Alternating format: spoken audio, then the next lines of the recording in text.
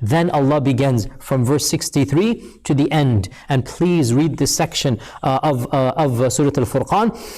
That وَعِبَادُ الرَّحْمَنِ الَّذِينَ يَمْشُونَ عَلَى الْأَرْضِ هَوْنًا.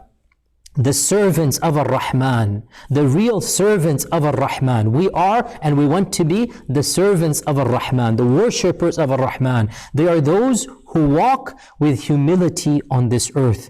And when the ignorant address them, when those of little morals address them, they say peace, salam. Notice, in this long list, there's going to be like a dozen characteristics that are mentioned. The number one characteristic is what? Humility. The number one characteristic is their mannerisms with those that lack good manners. SubhanAllah, I've said it before, I'll say it again.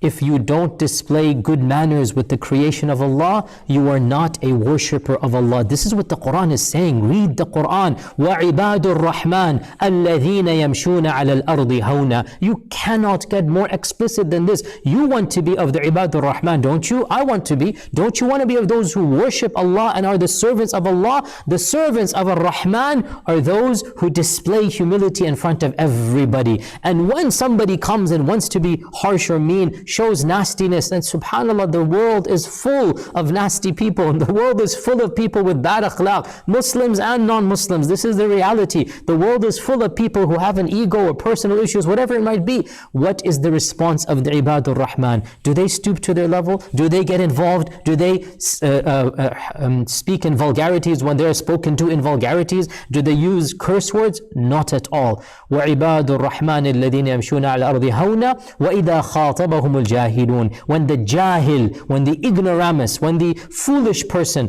confronts them, what do they say? Salam, peace. I don't need to fight with you. I wish you all the best, whatnot, and let it go. SubhanAllah, what a beautiful akhlaq. We are constantly told to better ourselves. And you know, an interesting thing, brothers and sisters, is that when we employ this characteristic, in fact, we will gain the hearts and the minds of so many of these foolish people. These foolish people, they want to look for a fight. So when you fight, then they will win because they're more foolish than you. Their experience in foolishness is more than yours. So when you resort to their level, they will overcome you. But if you maintain your ground, maintain the higher moral ground, maintain your akhlaq and adab, eventually the sincere amongst them will come to you. And this is the sunnat Allahi fi khalqihi. It is the reality of Allah's dealings that He has told us to do, and we see its impact in this world. So this is the first characteristic that is mentioned. And again, I'm not going to go over the whole list because it is too long for our quick summary, but please do read it. And